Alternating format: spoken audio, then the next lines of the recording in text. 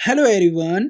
Hope आप सब बहुत अच्छे होंगे दोस्तों ये ज्योग्राफी सीरीज का फर्स्ट वीडियो है जिसके अंदर सबसे पहले मैं आपको इसकी कुछ बेनिफिट्स बताना चाहता हूँ सीरीज के, जिससे आपको समझ में आएगा कि ये सीरीज किस तरीके से आपको एग्जाम क्लियर करने में हेल्प करने वाली है। तो दोस्तों, पहला पॉइंट तो यही है कि ये आपकी रिवीजन सीरीज है। दैट मीन्स कि इस सीरीज के अंदर आप सब कुछ क्विकली रिवाइज कर पाओगे और इम्प्रूवली सब कुछ रिकॉल कर पाओगे और याद भी कर पाओगे। एग्जाम ओरिएंटेड है, दैट मीन्स इसके अंदर हम प्री और मेंस दोनों को ही साथ में प्रिपेयर करेंगे। मेरा मेन फोकस इस टाइम पे प्री होगा क्योंकि अभी आपका 2026 में प्रीलिम्स का एग्जाम आने वाला है, यूपीएससी सीएससी का। कॉम्प्रिहेंसिव कवरेज है, दैट मीन्स के अंदर मैं सबसे पहले आपको फिजिकल ज्योग्राफी कंप्लीट कराऊंगा, फिर इंडियन ज्योग्राफी, और कुछ भी नहीं छोड़ने वाले। जो भी एग्जाम के लिए रिलेवेंट है, इंपॉर्टेंट है, सब कवर करेंगे। ठीक है, पीवाईक्यू थीम बेस्ड प्रिपरेशन होने वाली है। मैं अभी आपको दिखाता हूँ आगे स्लाइड्स के अंदर। और देखो दोस्तों, हमारी लास्ट 30 ईयर्स पीवाईक्यू की सीरीज चल रही है पावर पीवाईक्यू, जिसके अंदर मैं सब्जेक्ट वाइज, टॉपिक वाइज सारे पीवाईक्यू करवा रहा हूँ। ठीक है, जितने भी यूपीएससी ने क्वेश्चन पूछे हैं, तो आपके प्री के क्वेश्चंस भी डिस्कस हो जाएंगे। और ये भी मैंने दोस्तों माइंड मैप के द्वारा पीवाईक्यू सोल्व करवा रहा हूँ। ठीक है, और लॉजिकल एलिमिनेशन मेथड भी सिखा रहा हूँ आपको।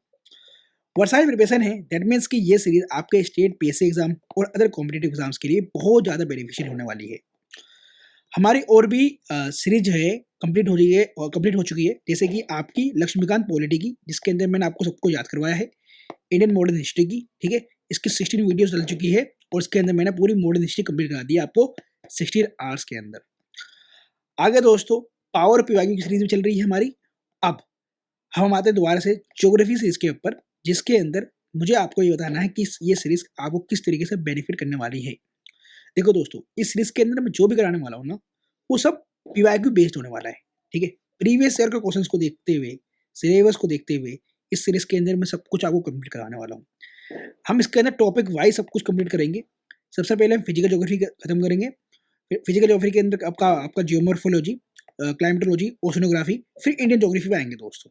और देखो दोस्तों, मैंने आपको समझाने के लिए कि भैया ज्योग्राफी सब्जेक्ट आपको एग्जाम के लिए कितना इंपॉर्टेंट है, यहाँ पर मैंने सब्जेक्ट वाइज वेटेज डाल रखी है 2011 से लेकर 2025 तक के प्री एग्जाम में कितने क्वेश्चन पूछे गए हैं सब्जेक्ट वाइज। जैसे कि ज्योग्राफी के अंदर आप देखो ना दोस्तों, तो देखो एवरेज आपको 11 दिख रहा है। ठीक है, और 2025 के एग्जाम में 13 क्वेश्चन आया है, 2024 में 17 क्वेश्चन, और 2023 में 15 क्वेश्चन ज्योग्राफी से ही है। दैट मीन्स कि 30 मार्क्स आपका ज्योग्राफी से ही आने वाला है। 30 मार्क्स का पेपर है ना। और अगर ये 30 मार्क्स लाने हैं तो कंसेप्चुअल क्लैरिटी चाहिए। बिना कंसेप्चुअल क्लैरिटी के आपको ज्योग्राफी कंप्लीट नहीं होने वाला, आपको ज्योग्राफी समझ में नहीं आने वाला, और ना ही ज्योग्राफी में मार्क्स आने वाले। तो इस सीरीज के अंदर मेरा जो मेन प्रायोरिटी होगा वो होगा टॉपिक्स का कंसेप्चुअल क्लैरिटी करना। एक एक टॉपिक का जो भी आपका टॉपिक है, ठीक है, चाहे फिजिकल ज्योग्राफी के अंदर, चाहे क्लाइमेटोलॉजी के अंदर, वो सब मुझे आपको समझाना है, याद करवाना है। ठीक है, एक एक चीज़ को मैं कंसेप्चुअल क्लैरिटी करके दूंगा। ठीक है, इससे आपको चीज़ें याद भी रहेंगी और समझ लोगे ना, तो आप क्वेश्चंस भी इजी सोल्व कर पाओगे। तो इसके अंदर मेन प्रायोरिटी मेरी, हमेशा बता रहा हूँ दोस्तों, हमेशा यही रहेगी कि भैया कंसेप्चुअल क्लैरिटी करना। इसलिए मैंने ये सारे डायग्राम भी बनाए हैं और इसके अंदर मैंने इमेजेस, विजुअलाइजेशन, माइंड मैप सबका इस्तेमाल करा है। अभी मैं आपको दिखाता हूँ। सबसे पहले हम फिजिकल ज्योग्राफी के अंदर जियोमॉर्फोलॉजी करेंगे कंप्लीट को। और एक बात और दोस्तों, जो बोलते हैं ना दोस्त कि पीडीएफ चाहिए, तो पीडीएफ के लिए आप टेलीग्राम चैनल ज्वाइन कर लेना। यहाँ पर आपको अपडेट भी मिलता रहेगा। ठीक है, और पीडीएफ भी यहीं से मिल जाएगी। अब मैं देखो दोस्तों, इसके लिए मैंने आपके लिए फिजिकल ज्योग्राफी के लिए यहाँ पर मैंने एक्टिव रिकॉल सीट बना रखी है। इसे मैं बोल रहा हूँ एक्टिव रिकॉल क्वेश्चन बैंक। ठीक है, इसके अंदर क्या होगा दोस्तों, आपका ये चैप्टर वाइज, क्या बोल सकते हो आप, टॉपिक वाइज जो है ये एक्टिव रिकॉल क्वेश्चन बैंक है, जिसके अंदर आप जो है ना सीरीज को देखने के बाद, वीडियो को देखने के बाद एक्टिव रिकॉल मेथड से ये सब रिवाइज करोगे, जिससे आपको चीज़ें जल्दी याद हो जाएंगी और जल्दी से रिवाइज भी हो जाएगा। अब मैंने इसके लिए माइंड मैप भी तैयार कर रखा है। ये देखो, ज्योग्राफी का माइंड मैप से ही 10 माइंड मैप्स हैं। ठीक है, ये 10 माइंड मैप्स हैं, इसके अंदर जियोमॉर्फोलॉजी आपकी पूरी कंप्लीट है। और ये मैंने सारे माइंड मैप्स आपके क्विक रिवीजन के लिए बनाया है। और एक क्विक रिवीजन के लिए मैंने ये माइंड मैप अपलोड भी कर दिया है आपके मतलब टेलीग्राम चैनल पर, आईएएस गाइड के ऊपर। तो वहाँ से आप इसे डाउनलोड करके, ठीक है, रिवाइज कर सकते हो। ये आपके प्री एग्जाम के लिए माइंड मैप्स बहुत बेनिफिशियल है, इम्पोर्टेंट भी है, क्योंकि टू द रिलेवेंट है, to the according to PYQ based है ये सारे माइंड मैप, ठीक है। और ये सारे माइंड मैप आपको टेलीग्राम चैनल से मिल जाएंगे, वहाँ से आप इसे डाउनलोड कर सकते हो। मैं इसके अंदर थोड़ा आपको दिखा भी देता हूँ। जैसे कॉन्टिनेंटल ड्रिफ्ट थ्योरी है जो वेजनर ने दी थी, ठीक है, वेजनर ने दी थी, उसके पीछे हिस्टोरिकल बैकग्राउंड दे रखा है यहाँ पर, ठीक है, कैसे कैसे क्या हुआ था, डेवलप कैसे हुई थी। फिर एविडेंस सपोर्टिंग, फिर आपका इसका फॉर्मेशन के बारे में बता रखा है, ठीक है। फिर से आपको क्रिटिसिज्म और इसके आगे की जो मॉडर्न थ्योरी आई इसके बारे में बता रखा है। और एग्जाम के लिए क्या इंपॉर्टेंट है यहाँ बता रखा है, देखो यूपीएससी फोकस एरिया, ठीक है। तो आपको माइंड ऐप के अंदर ये सारी हेल्प मिलने वाली है, लेकिन इससे पहले आपको टॉपिक्स की कंसेप्चुअल क्लैरिटी होनी चाहिए। इसके लिए सबसे पहले आपको ये सारी वीडियोस देखनी है, ठीक है, ज्योग्राफी सीरीज को फॉलो करना है और मेरे साथ ही ज्योग्राफी को कंप्लीट भी करना है। इसकी प्लेलिस्ट मैं अलग से बना दूंगा ज्योग्राफी की, ठीक है, बाकी सब्जेक्ट की तरह ही। तो प्लेलिस्ट में जाकर आपको हमेशा एक वीडियो मिल जाएगी, ठीक है। और इसको ज्योग्राफी को भी हम जल्दी ही कंप्लीट करेंगे, क्योंकि इसके अंदर मुझे आपको मैपिंग वगैरह सब कराना है, ठीक है, वर्ल्ड ज्योग्राफी की मैपिंग, इंडियन ज्योग्राफी की मैपिंग सब कराना है। तो इसके अंदर हम वीडियो के अंदर मैं आपको 30 मिनट्स प्लस की वीडियो प्रोवाइड करता रहूँगा यूट्यूब पर, और आपको सिर्फ वॉच करना है एंड तक दोस्तों, क्योंकि इसके अंदर मैं भाई कंसेप्चुअल क्लैरिटी कराने वाला हूँ 110%। और आपको कोई भी डाउट रहता है ना, आप पर्सनली मेरे से टेलीग्राम पे कॉन्टेक्ट करके डाउट को क्लियर कर सकते हो। इवन मैं आपको गूगल मीट पर, ठीक है, गूगल मीट पर, जैसे कि अभी आपको स्क्रीन दिखाई दे रही है ना, इसी स्क्रीन का ऐसे यूज़ करके गूगल मीट पर आपको वो टॉपिक समझा दूंगा अगर समझ में नहीं आएगा तो, ठीक है। चलो तो वीडियो को स्टार्ट करते हैं दोस्तों। पहले मुझे आपको ओवरव्यू देना था सीरीज़ का, जिससे आप समझ पाओ कि ये सीरीज़ कितनी इंपॉर्टेंट है आपके प्री एग्जाम के लिए जो 2026 में होने वाला है, और फिर मेंस एग्जाम होगा, ठीक है दोस्तों। एक बात और देखो, आपको ना शॉर्ट नोट्स के लिए कहीं नहीं जाना, किसी के भी शॉर्ट नोट्स आपको यूज़ नहीं करने, क्योंकि मैं शॉर्ट नोट्स आपको प्रोवाइड कर रहा हूँ। ये आपके फिजिकल ज्योग्राफी के कंप्लीट शॉर्ट नोट्स है for upcoming exam of UPSC pre 2026, ठीक है। तो इस एग्ज़ाम के लिए आपका जो है कंप्लीट शॉर्ट नोट्स मैं आपको प्रोवाइड कर रहा हूँ, टेलीग्राम चैनल पर मिल जाएगा आपको, और आपको यहीं से ये पढ़ना है, ठीक है। आपको एग्ज़ाम के लिए यहीं से आपको सब कुछ रिवाइज करना है, और बाकी जो मेरे जो हैंड रिटन नोट्स है ना, ये आपको कंसेप्चुअल क्लैरिटी देगा, ठीक है, ये आपको कंसेप्चुअल क्लैरिटी देगा, ये विजुअलाइजेशन के लिए है, ठीक है। और वो जो है जो मैं आपको दिखा रहा था अभी टाइप नोट्स, वो आपको एग्ज़ाम के लिए फैक्चुअल चीज़ें याद रखने के लिए है, ठीक है, समझ में आ गया ना। और कोई डाउट है तो पूछ लेना कमेंट बॉक्स के अंदर, मैं रिप्लाई करूँगा। चलो अब लेक्चर स्टार्ट करते हैं ना। तो अब हम करेंगे फिजिकल ज्योग्राफी के अंदर जियोमॉर्फोलॉजी। जियोमॉर्फोलॉजी के अंदर सबसे पहले हम ये देखेंगे कि भैया ओरिजिन कैसे हुआ अर्थ का, और अर्थ का ओरिजिन होने से पहले भैया यूनिवर्स का ओरिजिन कैसे हुआ, ठीक है, ये भी आपके माइंड में आना चाहिए। यूनिवर्स का ओरिजिन हुआ, देन फिर हमारा प्लेनेट का अर्थ हुआ, ठीक है, अर्थ का जो है ओरिजिन हुआ। तो देखो दोस्तों, ये ना मेनली आपका साइंस एंड टेक का पार्ट होता है, मेनली ये साइंस एंड टेक में आप पढ़ते हो, बट ज्योग्राफी के अंदर आपको ये पढ़ना पड़ेगा। क्यों? ज्योग्राफी के अंदर आपको इसलिए पढ़ना है क्योंकि आपको पता होना चाहिए लिथोस्फीयर कैसे बना, एटमॉस्फेयर कैसे बना, ओरिजिन ऑफ लाइफ कैसे हुई, तभी तो आप ज्योग्राफी के अंदर इन डेप्थ नॉलेज जो है कर पाओगे। तो सब दोस्तों आपको पता है कि भैया सिंगुलैरिटी, आपने एक वर्ड सुना होगा साइंस एंड टेक के अंदर कि भैया सिंगुलैरिटी बनी, ठीक है, सिंगुलैरिटी फॉर्म हुई। मैं देखो डेप्थ में नहीं जाऊँगा इसके अंदर, रीज़न यही है मैंने अभी आपको बताया कि साइंस एंड टेक का पार्ट है, वहाँ पर आपको दोबारा से ये सब कुछ पढ़ना है डिटेल में वो भी, ठीक है। तो मैं ज्योग्राफी अकॉर्डिंग जो है, जो आपको ज़रूरत है, जिस चीज़ की नीड है, ठीक है, समझने के लिए, जो आपके एग्ज़ाम के लिए इम्पोर्टेंट है, उतना ही पढ़ाने वाला हूँ। और ध्यान रखना दोस्तों, मैं आपको नोट्स प्रोवाइड कर रहा हूँ, तो आप इसको थोड़ा और डिटेल में मेरे नोट से पढ़ सकते हो, डोंट वरी। तो सिंगुलैरिटी बनी, सिंगुलैरिटी के अंदर हुआ क्या कि कुछ भी मैटर है, सिंगुलैरिटी होगा तो एक पॉइंट पे आगे, ठीक है, इसे हम ब्लैक होल भी बोल सकते हैं, ठीक है, उसके अंदर एज ए ग्रेविटेशन, इस ग्रेविटेशनल फोर्स की वजह से सब कुछ इसके अंदर आके जो है घुस गया, या फिर आप बोल सकते हो इसके अंदर आके समाप्त हो गया, ठीक है। फिर ये हुआ क्या, जैसे जैसे टेम्परेचर बढ़ा, डेंसिटी बढ़ी, तो सिंगुलैरिटी ब्रोक हुआ। सिंगुलैरिटी ब्रोक होने से क्या हुआ, यूनिवर्स का जो एक्सपेंशन है वो स्टार्ट हो गया। और ये माना जाता है कि ये जो एक्सपेंशन स्टार्ट हुआ, ये हुआ 30 बिलियन ईयर्स एगो, ठीक है। तो सिंगुलैरिटी को आप यहाँ से विजुअलाइज कर सकते हो कि एक पॉइंट था, सिंगुलैरिटी सब कुछ यहाँ पर आगे जो है जो इसके अंदर समाप्त होने लगा, आने लगा। ठीक है। तो जब सिंगुलैरिटी ब्रोक हुई तो यूनिवर्स का एक्सपेंशन होना स्टार्ट हुआ। ठीक है। अब इसको ना इस वाले डायग्राम से और अच्छे से समझ सकते हो। ठीक है। ये थी सिंगुलैरिटी। फिर ये टाइम के अकॉर्डिंग, ठीक है, यहाँ पर मैंने आपको टाइम स्केल दिखा रखा है।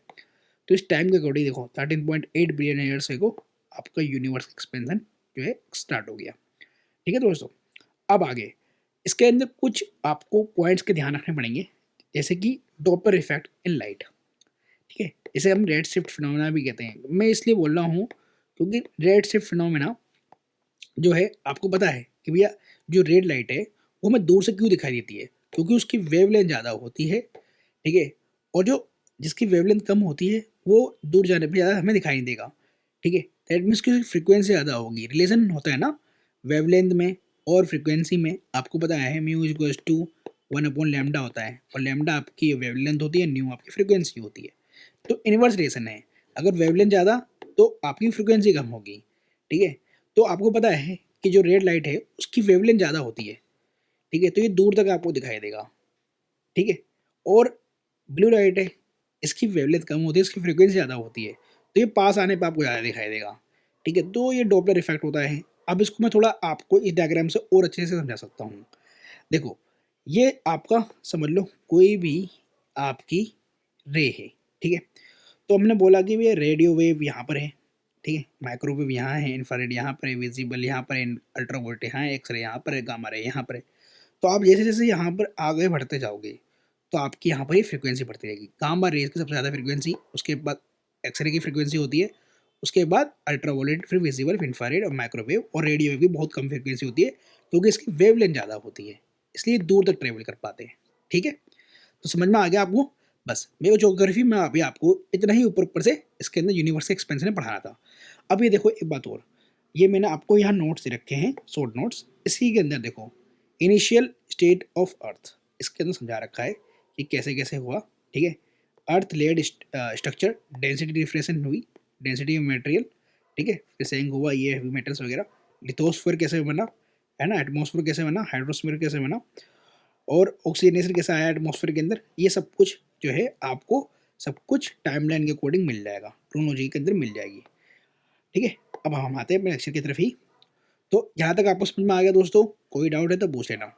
अब आते हैं ओरिजिन ऑफ अर्थ कैसे हुआ। देखो ऐसे ही जैसे यूनिवर्स का एक्सपेंशन हुआ तो प्लैनेट्स भी बने। ठीक है। प्लैनेट्स बने तो उसमें हमारा एक अर्थ भी है। तो अर्थ के अंदर अगर आप मेरे से पूछो तो भैया कोर कैसे बना, मेंटल कैसे बना, क्रस्ट कैसे बना, ठीक है, आपका ये भी डाउट आएगा।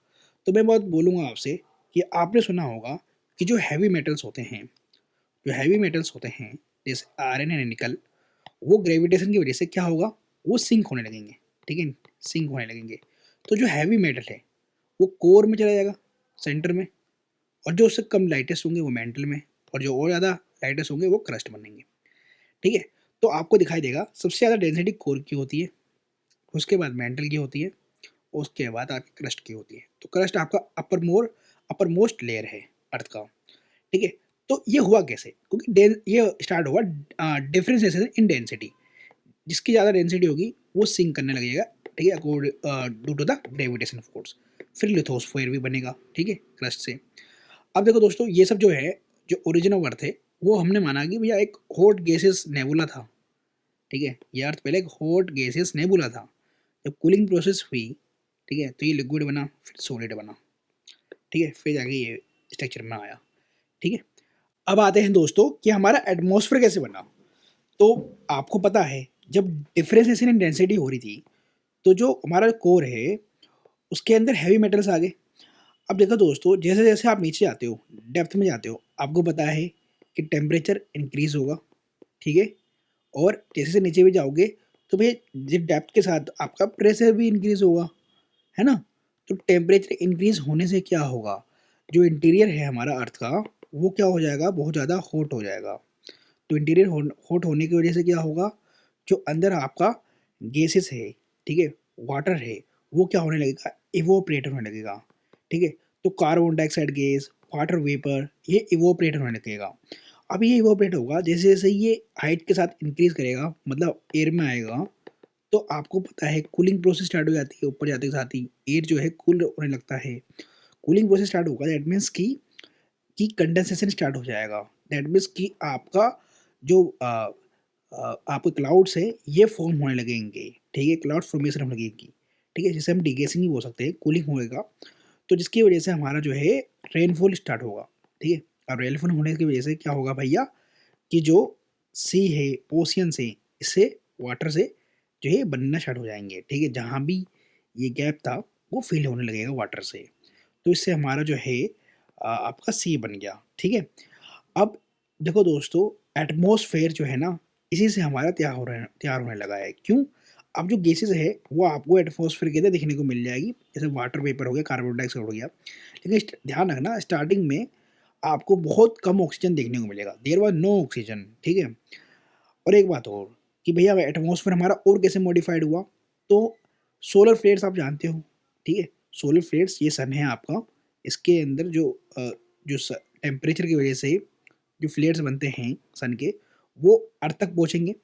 तो अर्थ तक पहुँचेंगे तो जो हमारे स्टार्टिंग के जो गैस होते हैं, हाइड्रोजन, हीलियम जैसे, है ना, वो गैसेस जो लेयर थी वो सोलर फ्लेयर से क्या हो जाएगी, वो खत्म हो जाएगी, ठीक है।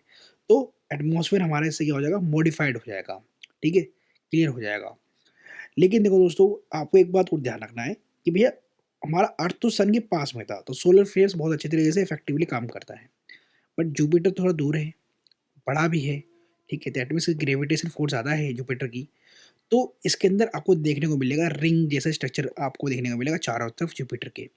उसका रीज़न यही है, डिस्टेंस फ्रॉम द सन, तो सोलर फ्लेयर्स अच्छे से पहुंचते नहीं है, और साइज ऑफ द जुपिटर, और साइज ऑफ द जुपिटर की वजह से ग्रेविटेशन फोर्स इनकी ज़्यादा होती है, तो रिंग जैसा स्ट्रक्चर बन जाता है एस्ट्रॉयड का, इनके, इसके जुपिटर के बताए, ठीक है, गैसेस का एक क्या बन जाता है, रिंग बन जाता है गैसेस गैसेस का, है ना। चलो, अब थर्ड, ये सी बारे में मैंने आपको अभी पढ़ा दिया था कि सी कैसे बना, ठीक है। तो ये ध्यान रखना टाइम पीरियड एक, कि 2500 मिलियन ईयर्स एगो या फिर 35 मिलियन ईयर्स एगो हमारे सी बना था। लेकिन सी बनने से हुआ क्या दोस्तों, कि भैया जो एटमोसफेयर था ना, वो हमारा मॉडिफाइड होने लगा। क्यों? लिविंग ऑर्गेनाइजेशन की वजह से फोटोसिंथेसिस प्रोसेस होने लगा हमारा सी के अंदर। क्यों? क्योंकि उसके अंदर थे साइनोबैक्टीरिया, तो साइनोबैक्टीरिया कर रहे थे फोटोसिंथेसिस प्रोसेस, और फोटोसिंथेसिस से क्या हुआ, ऑक्सीजन गैस का जो है इवोपरेशन होता है, या फिर आपका एनवायरनमेंट के अंदर प्रेजेंस बढ़ने लगती है किसकी, ऑक्सीजन की, ठीक है। चलो, तो यहाँ तक दोस्तों समझ में आ गया। तो मुझे आपको स्टार्टिंग में बस ओवरव्यू देना था इसके बारे में कि भैया हमारा ओरिजिन ऑफ अर्थ कैसे हुआ, ठीक है। अब इससे ना आपको बहुत कम क्वेश्चन आएंगे आपकी प्री में, ज्योग्राफी में, ठीक है। तो जितनी आपको नॉलेज देनी थी मुझे इसके अंदर, वो मैंने आपको दे दी, ठीक है, इनिशियल। अब थोड़ा डेप्थ के अंदर आप नोट से पढ़ लेना इसको, नोट्स मैं आपको प्रोवाइड कर रहा हूँ ना, और माइंड मैप से पढ़ लेना। माइंड मैप भी दे रहा हूँ आपको, माइंड मैप मैं पढ़ा भी दूंगा आपको, डोंट वरी, है ना, ठीक है। तो इसे थोड़ा और डेप्थ में पढ़ लेना।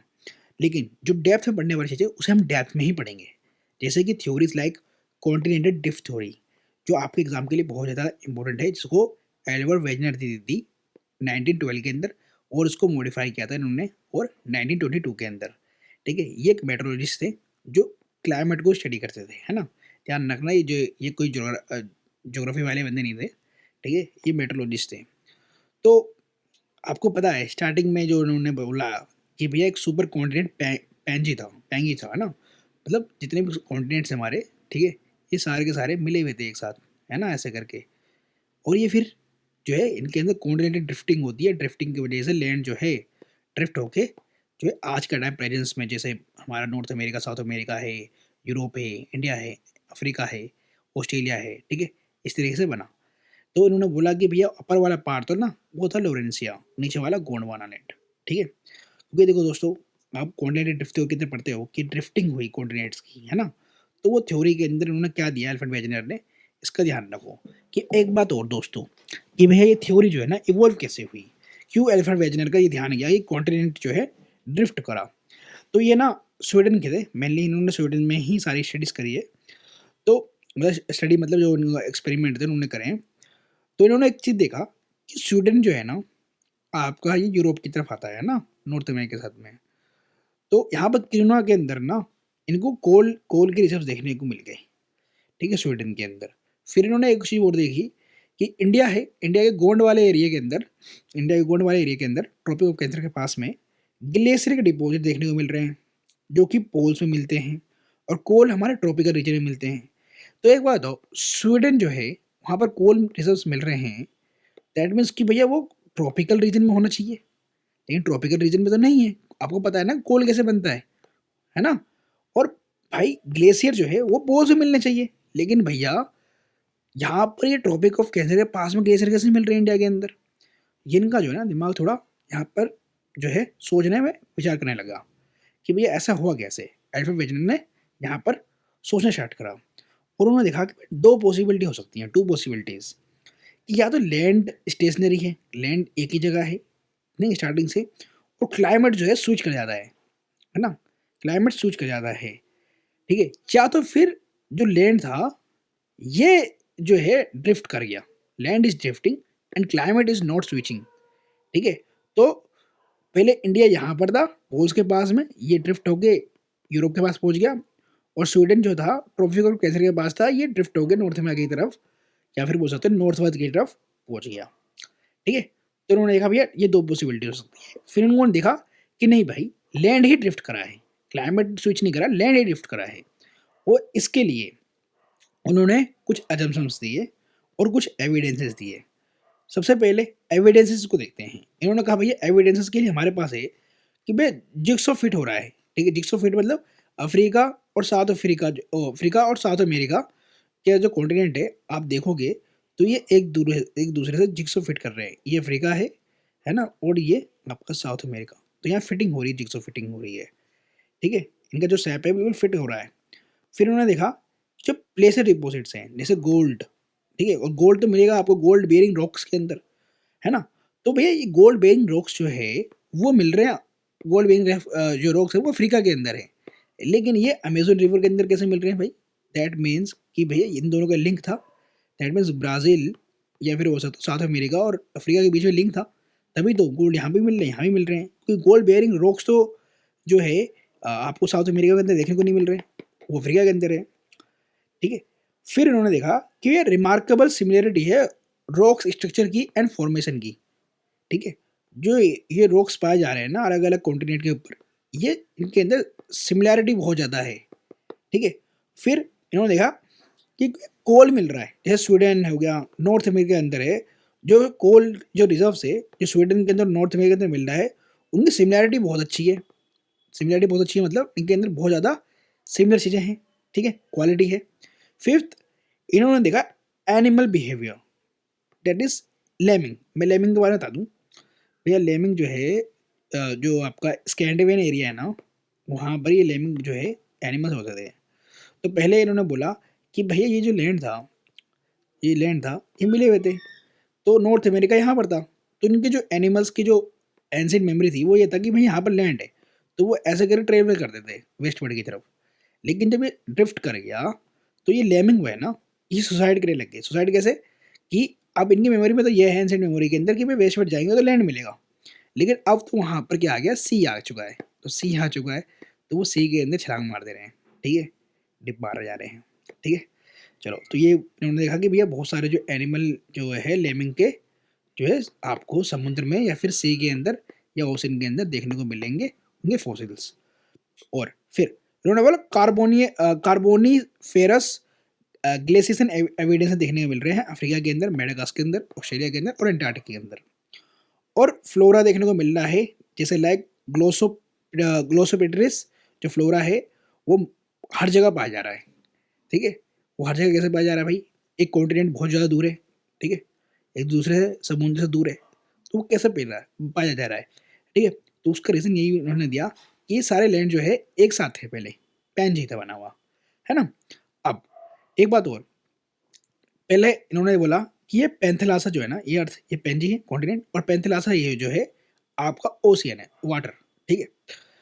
लेकिन कार्बोनिफेरस पीरियड आया जिसके अंदर लुडेसिया और गोंडवाना ये दोनों पहले अलग हो गए, और उसके बीच में बन गया एक टेथिस सी। ये ध्यान टेथिस सी बन गया इसके बीच में, ठीक है, ये इन्होंने बोला। अब एक बात और, इन्होंने कुछ एजम्पशंस दिए कि भैया ये एविडेंसेस है कि दिखा रहे हैं कि भाई लैंड जो ड्रिफ्ट हुआ है, लेकिन इसके पीछे कारण क्या है, फोर्सेस कौन कौन सी हैं जो ड्रिफ्ट कर गया। उन्होंने बोला कि वह टाइडल पुल है ऑफ सन एंड मून, जो वेस्टवर्ड की तरफ इन कॉन्टिनेंट्स को खींच रहा है, ठीक है। फिर सेकेंड उन्होंने बोला ग्रेविटेशनल फोर्स एंड बेयोंसी, जो इक्वेटर वर्ड मूवमेंट दे रहा है, ठीक है, that is pole flee theory, इसे कहते हैं कि भैया ये आपको गुणवाना था तो ये आपको इक्वेटर वर्ड खींच रहा है इनको, ठीक है। और tidal pull of sun and moon, but भैया इसके जो है क्रिटिसिज्म भी है। क्यों भैया, फोर्सेस वर अनसाइंटिफिक। वाई भाई, मून एंड सन के जो टाइडल पुल है, अगर इतने ही इनके अंदर इतनी पावर थी तो जो अर्थ का जो एटमॉस्फेयर है वो तो खत्म कर देता ये बिल्कुल ही, है ना, उसको भी पुल कर लेता, लेकिन ऐसा तो नहीं हो रहा। फॉर्मेशन ऑफ आइलैंड्स के बारे में इन्होंने बताया नहीं कि आइलैंड्स कैसे बने। भाई ड्रिफ्टिंग आप बता रहे हो तो यही बताओ ना, आइलैंड्स का फॉर्मेशन कैसे हुआ। फिर आप बता रहे हो कि भैया ड्रिफ्ट हुआ, तो उसमें बताओ कि माउंटेन्स कैसे फॉर्म बने, ठीक है। आप बोल रहे वेस्टवर्ड मूवमेंट हो रहा है, तो यस, नॉर्थ अमेरिका के अंदर आपको वेस्टवर्ड में आपको माउंटेन्स दिखाई देंगे बहुत सारे, लेकिन उसका फॉर्मेशन कैसे हो रहा है, ठीक है। फॉर्मेशन ऑफ कॉन्टिनेंटल माउंटेन कैसे हो रहा है, कॉन्टिनेंटल माउंटेन मतलब भाई कॉन्टिनेंट कॉन्टिनेंट प्लेट है, एक दूसरे टकरा रहे हैं, तो उसकी माउंटेन फॉर्मेशन कैसे हो रही है। तो आपको पता है ये सारे जो इसके जो ड्रॉबैक्स हैं वो फुलफिल करता है कौन, प्लेट टेक्टोनिक थ्योरी, ठीक है, जो हम आगे अभी पढ़ेंगे। लेकिन उससे पहले हम पढ़ेंगे कन्वेक्शन करंट थ्योरी जो आर्थिन होम्स ने दी थी, और सी फ्लोर स्प्रेड थ्योरी। फिर हम आएंगे आपका टेक्टोनिक थ्योरी के ऊपर। लेकिन हाँ, इससे पहले एक चीज और कि भाई, कि इसने बोला था कि माउंटेन कैसे फॉर्म हुए हैं, इसने 1922 के अंदर जो एडवोकेट किया कि भैया देखो, पहले तो ना ये सियाल कॉन्टिनेंटल जो लैंड है, कॉन्टिनेंटल वाला सियाल है ना, जैसे कोई कॉन्टिनेंट के अंदर आपको सियाल मिलेगा, ठीक है, सिलिकेट और एल्यूमिनियम, और यहाँ पर सिलिकेट और मैग्नीशियम मिलेगा आपको ओशन प्लेट के अंदर। तो उन्होंने बोला कि भैया पहले तो ये कॉन्टिनेंट्स और ये ओशियंस फ्रिक्शन लेस मूवमेंट कर रहे थे वेस्टवर्ड, ठीक है। स्टार्टिंग में 1912 में ये बोला था, इसने भाई अल्फ्रेड वेजनर ने बोला था। लेकिन जब इनसे पूछा गया भाई माउंटेन कैसे बने, तो 1922 में दोबारा आए ये एडवोकेट बनकर, और इन्होंने बोला कि भैया नहीं नहीं, इनके फ्रिक्शन लेस नहीं हो रहा, विथ रेजिस्टेंस हो रहा है, विथ रेजिस्टेंस हो रहा है, तभी एक दूसरे से ये टकरा कर, ठीक है, एक दूसरे से टकरा कर ये जो है माउंटेन फॉर्म कर रहे हैं, ठीक है। इनके बीच में सबडक्शन हो रहा है, या फिर या आप बोल सकते हो क्रस्ट फॉर्मेशन हो रहा है, ठीक है, तब जाके माउंटेन बनी। तो ये था हमारा कॉन्टिनेंटल ड्रिफ्टिंग थ्योरी या ड्रिफ्ट थ्योरी, जो आपको किसने दी थी, अल्फ्रेड वेजनर ने दी थी। लेकिन हाँ, इनकी बहुत ज़्यादा इंपॉर्टेंस है। क्यों, रीज़न क्या है दोस्तों, भाई इन्हीं की थ्योरी की वजह से जो है आगे प्लेट टेक्टोनिक थ्योरी आती है, ठीक है, आगे कन्वेक्शन करंट थ्योरी आएगी, और सी फ्लोर थ्योरी आती है, जो इनकी क्रिटिसिज्म या ड्रॉबैक्स को फुलफिल करती है। इन्होंने ही बेस दिया थिंक प्रोसेस का, है ना दोस्तों। चलो अब कन्वेक्शन करंट थ्योरी पढ़ लेते हैं। अभी कन्वेक्शन करंट थ्योरी ना आर्थर होम्स ने दी थी। इसने उन्होंने बोला था कि भैया देखो, यहाँ मेंटल है आपका, मेंटल जो है आपका लिक्विड फॉर्म में है, ठीक है, और इसके नीचे जाओगे तो कोर आपको सॉलिड फॉर्म में मिलेगा, और ऊपर वाला भी क्या है, सॉलिड फॉर्म में है, ठीक है। अब देखो नीचे जो है इन्होंने बोला कि भैया कोर जो है, ये वाला कोर सॉलिड फॉर्म में क्यों है, ठीक है, क्योंकि इसका रीजन है क्योंकि वहाँ पर बहुत ज़्यादा हाई प्रेशर है, टेम्परेचर वहाँ पर जाके कम कम मतलब सिमिलर रह जाता है, ठीक है, एक जैसे रह जाता है, कॉन्स्टेंट रह जाता है, बट प्रेशर बहुत ज़्यादा बढ़ता है, इसलिए कोर जो है आपका सॉलिड मिलेगा। मेंटल में आपका टेम्परेचर बहुत ज़्यादा हाई है और प्रेशर इतना ज़्यादा है नहीं, ठीक है, जिसकी वजह से ये आपको लिक्विड मिलेगा। अभी आपको मैं ये इंटीरियर ऑफ द अर्थ में पढ़ाऊंगा, डोंट वरी, आगे पढ़ाऊंगा इंटीरियर ऑफ द अर्थ में। लेकिन दोस्तों आपको थोड़ा साइंस का ध्यान रखना है, फिजिक्स का ध्यान रखना है। फिजिक्स में आपको पता है ना कि जैसे आप टेम्परेचर बढ़ाओगे तो कोई भी मैटर है, ठीक है, उसके अंदर जो पार्टिकल्स होते हैं, ठीक है, या एटम्स बोल दो, जैसे आप टेम्परेचर बढ़ाओगे इनके बीच में जो बॉन्डिंग होती है, अट्रैक्शन होती है, वो ब्रेक होने लगेगी और ये फैलती जाएंगी, ठीक है। दैट इज़ कि ये पहले सॉलिड था तो ये पहले लिक्विड बनेगा, फिर ये वाटर गैसेज भी बनने लगेगा, ठीक है। अगर आपको लिक्विड को या फिर गैसेस को सॉलिड बनाना है तो आप क्या करोगे, कूलिंग प्रोसेस करोगे। कूलिंग प्रोसेस में क्या होगा, ये इसके जो पार्टिकल्स है वो नज़दीक आने लगेंगे, पास पास आने लगेंगे, तो ये सॉलिड बन जाएगा। तो ये थोड़ा जो है आपको फिजिक्स भी ध्यान रखनी है।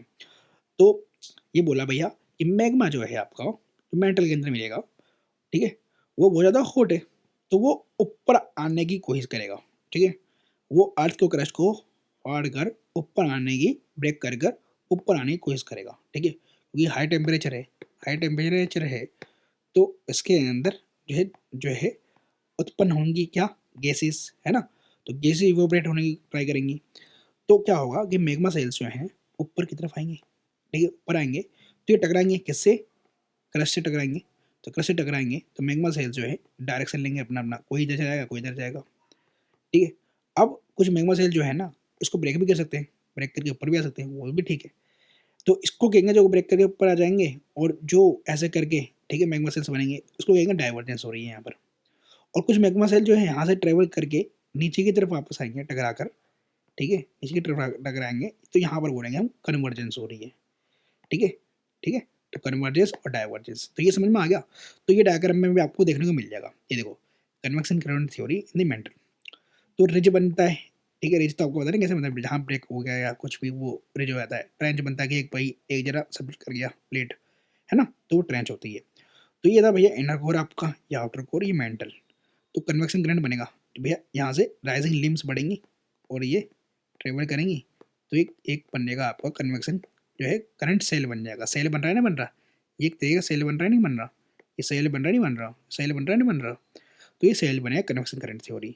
अब देखो ये हमने क्यों पढ़ा कि भैया ये एक ड्राइविंग फोर्स है, किसका, एक ड्राइविंग फोर्स है किसका, प्लेट्स का, ठीक है, जो कॉन्टिनेंटल ड्रिफ्ट थ्योरी के अंदर समझा नहीं पाए, ठीक है, उन्होंने बोला कि भैया टाइडल फोर्स की वजह से लैंड जो है ड्रिफ्ट कर रहा है, नहीं, एक आपका इसके अंदर रीज़न है कि ये कन्वेक्शन करंट जो कन्वेक्शन करंट है ना, जो अर्थ के इंटीरियर में बन रहा है मैग्मा की वजह से, उसकी वजह से जो है हमारे जो प्लेट्स हैं, जो कॉन्टिनेंट हैं, वो ड्रिफ्ट कर रहे हैं, ठीक है दोस्तों, तो ये आपको थ्योरी पढ़नी थी इसलिए।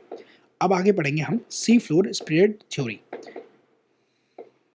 दोस्तों ये हमारी फर्स्ट वीडियो थी ना, तो इसको मैं ज़्यादा लॉन्ग करना नहीं चाहता, ठीक है, ज़्यादा लॉन्ग हो जाएगी तो आप बोलोगे कि भैया वीडियो बहुत ज़्यादा लॉन्ग हो रही है आपकी, है ना, क्योंकि आपकी अटेंशन पावर तो बहुत कम हो गई है ना, आप भैया क्या कर रहे हो, आप क्या मतलब बहुत बच्चे क्या कर रहे हैं, इंस्टाग्राम यूट्यूब पर शॉर्ट्स वीडियो देख कर ना अपनी अटेंशन पावर को कम करते जा रहे हैं, तो दोस्तों ये ना आपकी मेमोरी को किल कर रहा है, तो ये शॉर्ट्स को किल कर दो ना आप अपनी लाइफ के अंदर, ठीक है दोस्तों, ये शॉर्ट्स देखना बंद कर दो, ठीक है, इसलिए मैं कोई शॉर्ट्स की वीडियो बनाता नहीं हूँ ज़्यादा, मैंने एक प्रेमबल की बनाई थी बस, वही प्रेमबल की मुझे इंपॉर्टेंट लग रही थी तो मैंने बना दी, है ना, ताकि आपको पूरा प्रेमबल याद हो जाए, प्रेमबल तो आपको यूज़ करना ही होता है हर जगह, है ना, इसलिए।